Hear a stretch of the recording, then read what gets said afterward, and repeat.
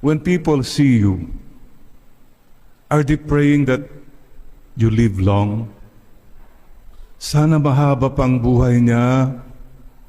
Sinapakabait niya. Ang ganda ng ginagawa niya para sa iba, para kay Lord. Or, maybe lang ha, may mga tao bang na pag nag-iisip mo, o ikaw kaya, when people see you, are there some people who are saying, Lord, ay, kunin mo na siya, Lord, Diyos ko po. Are there people you think of now that you almost say, Lord, bakit? Why? That's not for us to say, by the way. We don't pray ill of others, but the point here is this. You live in such a way